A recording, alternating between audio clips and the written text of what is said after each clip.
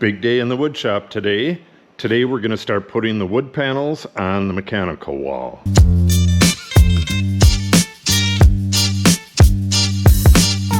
First thing I got to do is get this stuff out of the way and get the lasers set up over here. We're going to hit our tick mark over in the corner there and make another one over here and snap a line that we're going to put the panels up to. I don't have a tripod for my laser level that'll go up 8 feet. So what I did was put it on a rung on my step ladder and got it real close to where the hash mark is.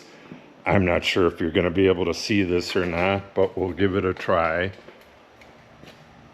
All right, I can see that in the viewfinder. The laser line is about 3/4 of an inch, somewhere around there, above where it needs to be, but it's dead level, and that's all that matters. So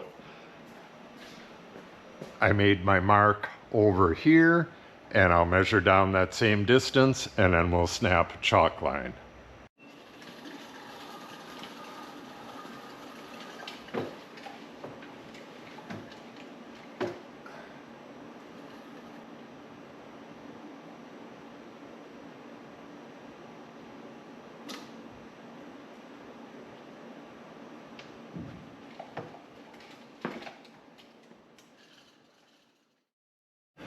Now we're going to get a plumb line on that right hand side and we'll be ready for panels. It'll be so nice to get this bucket out of here. That's been in my way for nearly a year now. That is for the condensate drain, and the whole condensate drain is going to be attached to the wall. And I can't do that until I got a wall in, but now that I'll have a wall in, I can do the condensate drain, I can put my sub panel in, the mini split, and I'll have outlets on this side of the room. Really nice. Okay, the lines that were already on here are dead plumb, so what I'm going to do is just put a nail right in the center of that line and right in the center of that one.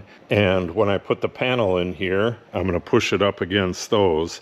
These panels need an 1/8 of an inch spacing between them, and that will serve the purpose. And it'll act as another hand, because I'll be pushing the panel up, then I have to cleat it in place. I have cleats already made that'll allow the panel to move, and then I have to lift the panel up until it's dead onto that line right there, and then I can start screwing it in. Lot to do before that though. Got to get this plywood cleaned off and get a setup over here, move my horses, and we'll get one of the panels pre-drilled for the screws and get it up.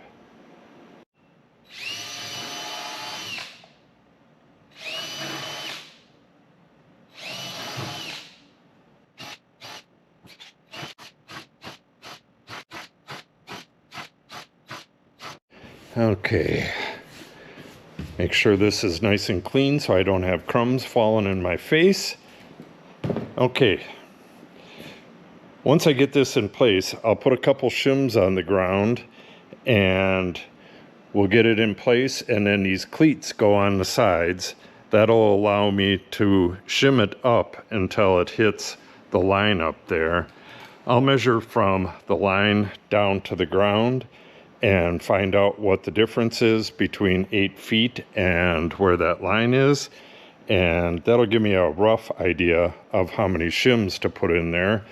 But then in that gap at the bottom, I'll use this and I can lift it up and throw another shim in there and whatever it needs to get it up to that line. And on this one, well, actually all of them, once I get this one in, I'll be putting these nails right at the edge of this one for the next one. So this is the basic procedure for all of them. This is the bottom right here. And looks like I'm ready to go. Oh, I got to go around and make sure I get all these little tears and holes and stuff, get those all taped up, at least in the area that I'm working with. I don't have the bottom taped right there either. So let me get that stuff taped up and make sure that I don't have any nails or anything on the face of this, and it looks pretty clean. And then we'll get this panel in place.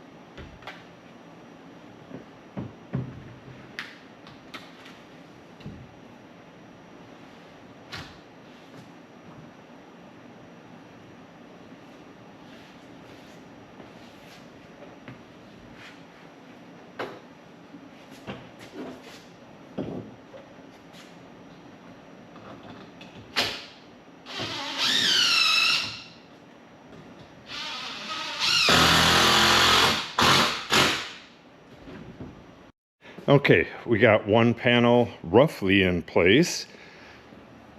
We're right on the nail at the top, and we have about 1/8 of an inch off on the bottom, which means the panel has to go like that a little bit. So hopefully that shows up on top as well. And it does. We are about maybe 3/16 off the line here, and probably 5/16 there. So once it shifts, it's going to be nice and level.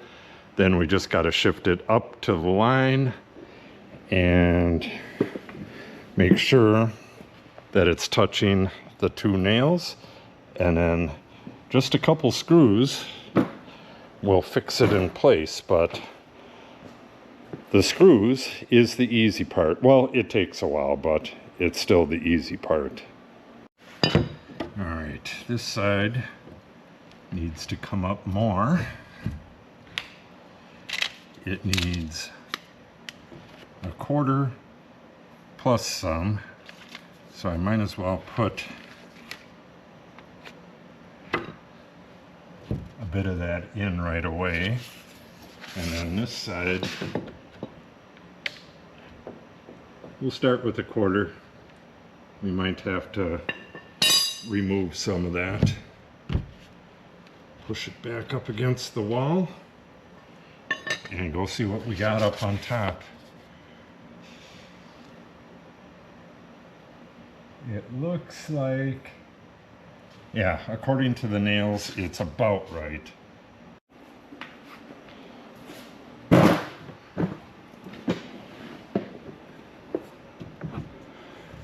Okay, we are just a smidge over the line on that side. Same thing on that side. So I'm gonna bring her down just a hair, and that'll do it. Okay, we're on that pin, we're on that pin, and we're splitting the chalk line. Chalk line ends right here. That is about as good as it's going to get. Now it's time to screw this up.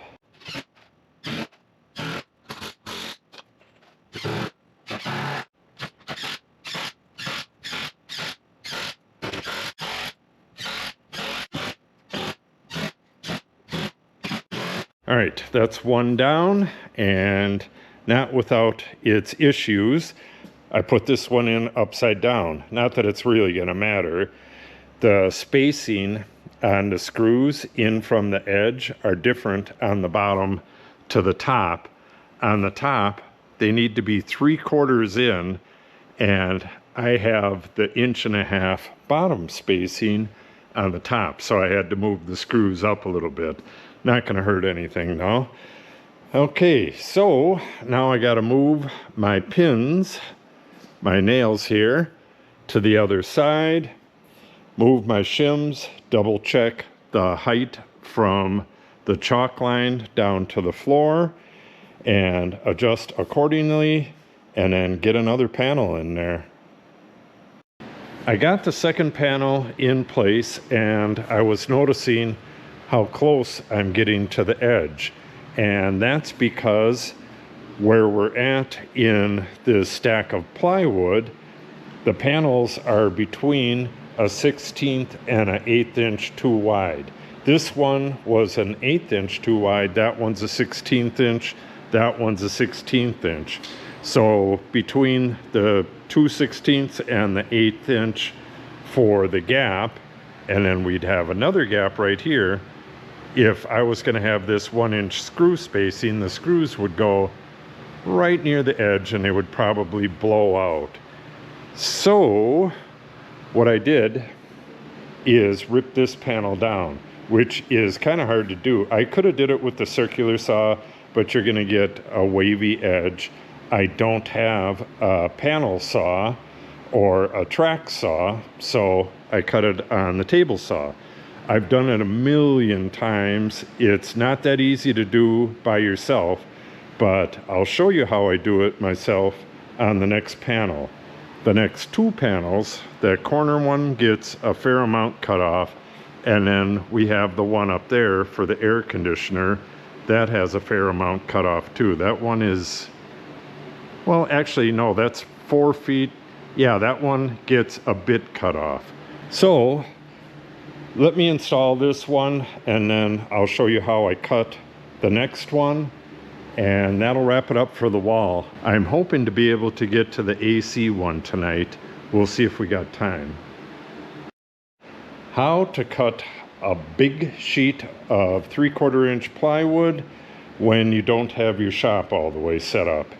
If you have an outfeed table, which almost everybody does, but I don't, then it's a whole lot easier.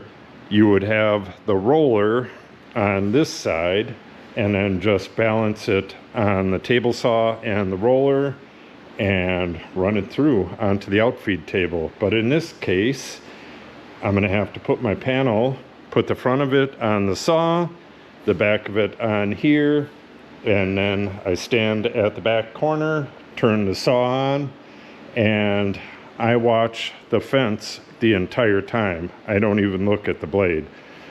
When I get about halfway, I'll turn it off and then make sure that the roller is positioned under it. Otherwise, it's probably going to knock the roller down. Then come back here, turn the saw back on, and slowly feed it the rest of the way. Once it clears the blade, shut the saw off, and that'll be it. Okay, what was my dimension? I think that's right.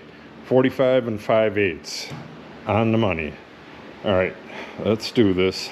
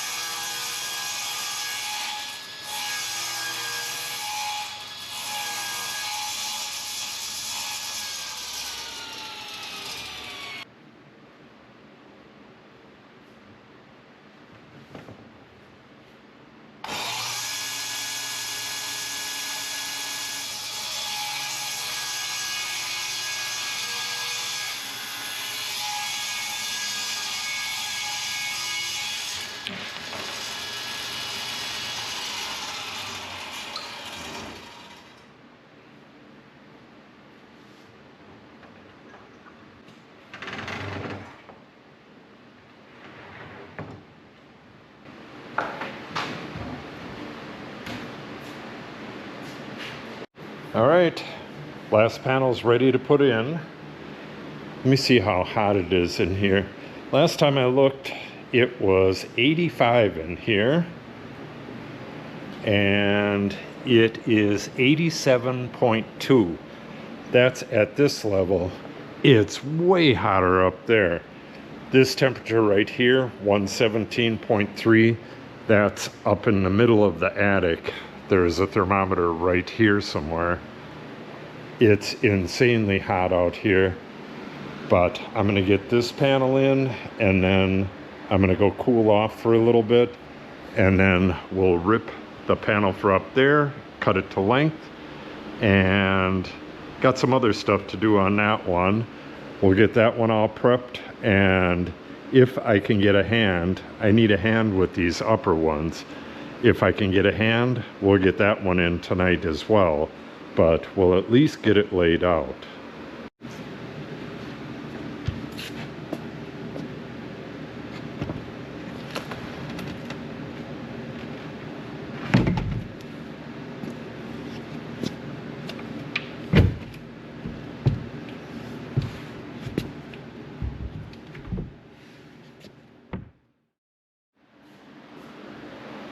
And there you have it. I have 3 hammers, and they're all on different jobs. So I'm using my daughter's hammer. I bought this for her when she was 3 or 4 years old.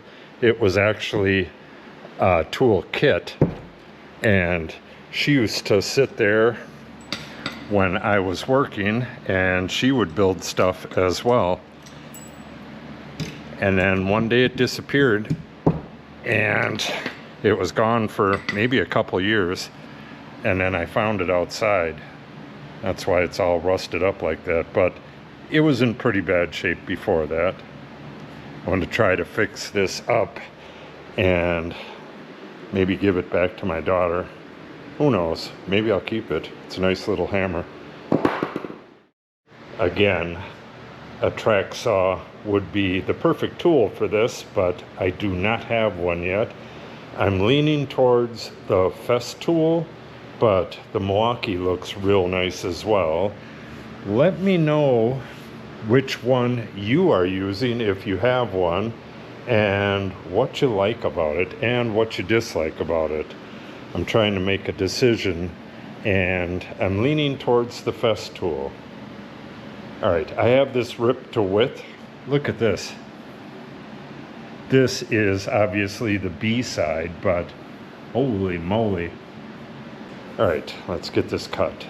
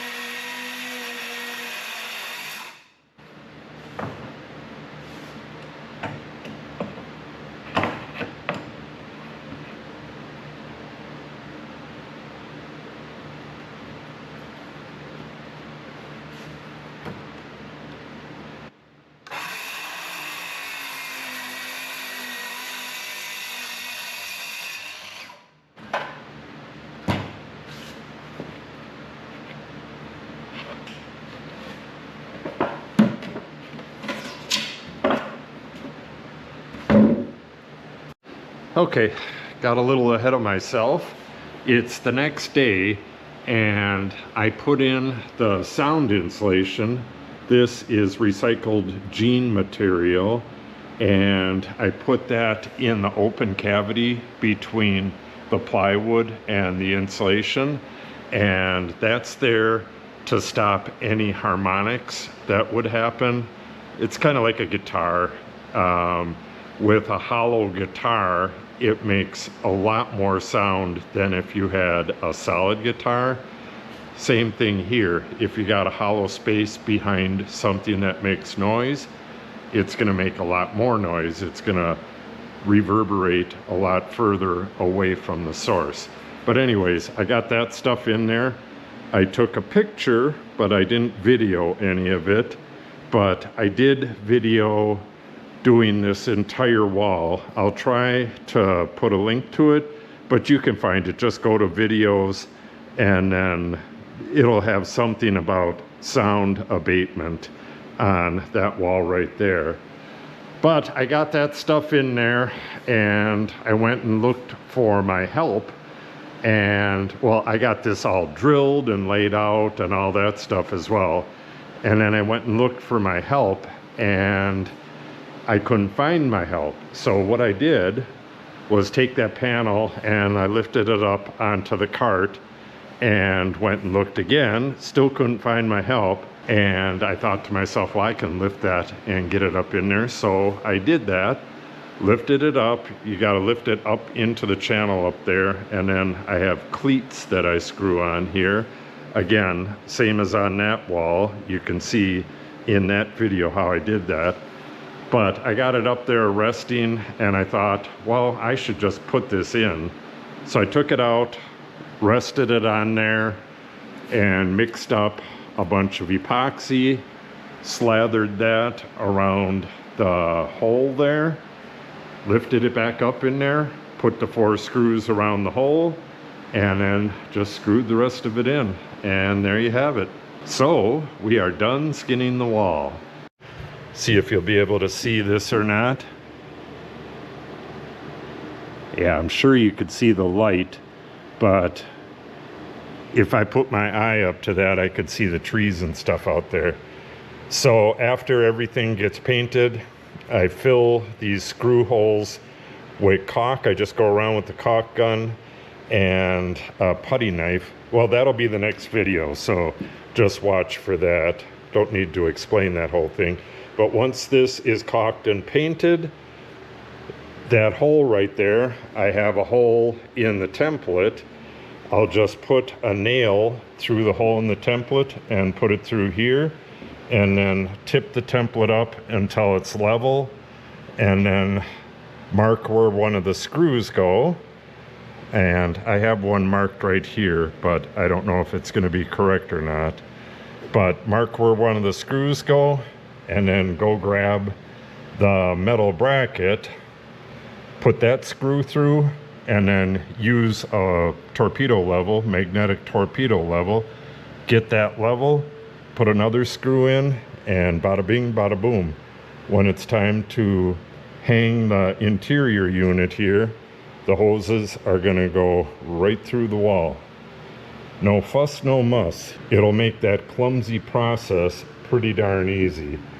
So, I think that's it for this video.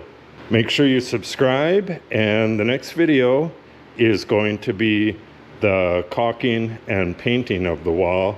But coming up real soon, we're going to be doing the tin this way so that we can put our sub panel. I got the wires right there. They're not hooked up yet, but I really want them to be hooked up. It's going to be so cool having electricity on this side of the shop. Make sure you subscribe and come back and see that.